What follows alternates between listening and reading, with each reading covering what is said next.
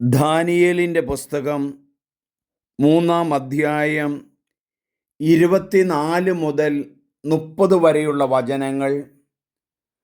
Part 4.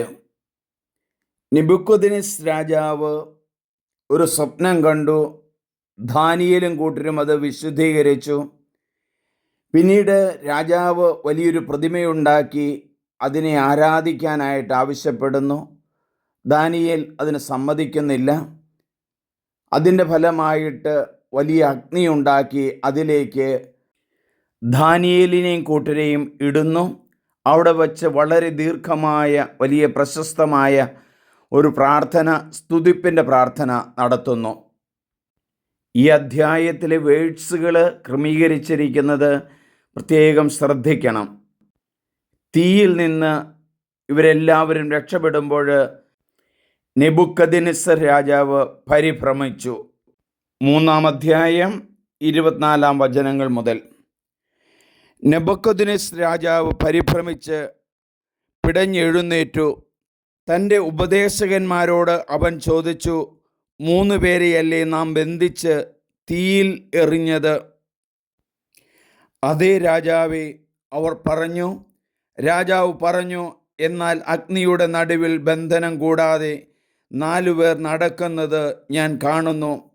അവർക്കൊരു ഉപദ്രവവും ഏറ്റിട്ടില്ല. 4-മത്തവൻ കാഴ്ചയിൽ ദേവകുമാരനെ പോലെ ഇരിക്കുന്നു.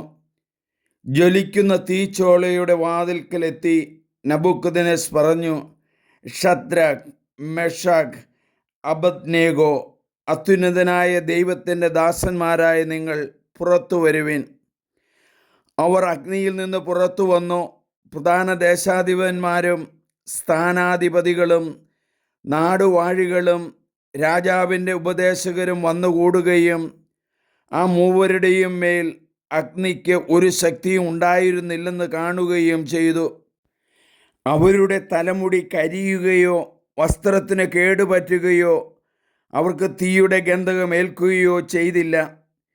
നെബൂഖദ്നേസർ പറഞ്ഞു, ശദ്രാക്കിൻ്റെയും മെഷാക്കിൻ്റെയും അബദ്നേഗോയുടെയും ദൈവം വാഴ്ത്തപ്പെടട്ടെ. സ്വന്തം ദൈവത്തെ അല്ലാതെ മറ്റൊരു ദേവനെയും ആരാധിക്കുകയോ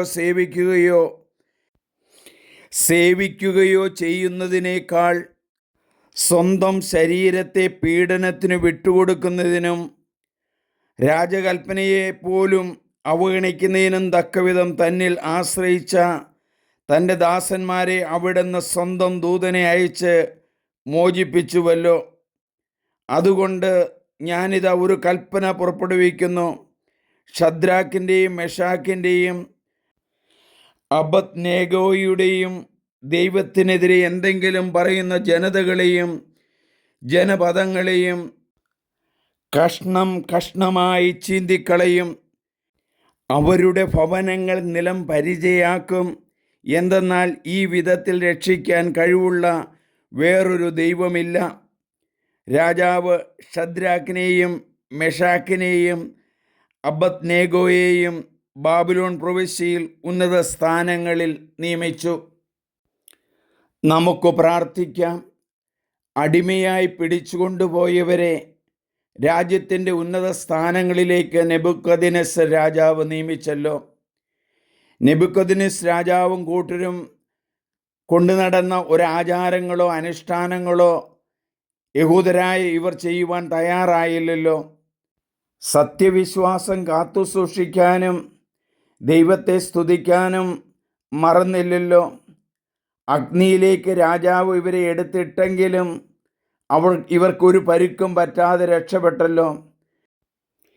ദൈവത്തെ മുറുകെ പിടിക്കുന്നവർക്ക് എല്ലാം അവിടുന്ന് ക്രമീകരിച്ചു തരുമെന്നുള്ള ആ ബോധ്യം ഞങ്ങളിൽ നൽകിയതിന് നന്ദി പറയുന്നു. ദൈവമേ ആരാധന, ദൈവമേ സ്തോത്രം. സ്നേഹമുള്ളവരെ, ഈ വചനഭാഗം നിങ്ങൾ പല പ്രാവശ്യം കേൾക്കണം, ഷെയർ ചെയ്യണം. ദൈവം നിങ്ങളെ അനുഗ്രഹിക്കുന്നു. Thank you Jesus. എൻ്റെ പേര് സണ്ണി വർഗീസ് പുൽപ്പറമ്പിൽ. ഷെയർ ചെയ്യണം, സബ്സ്ക്രൈബ് ചെയ്യണം. ദൈവമേ നന്ദി.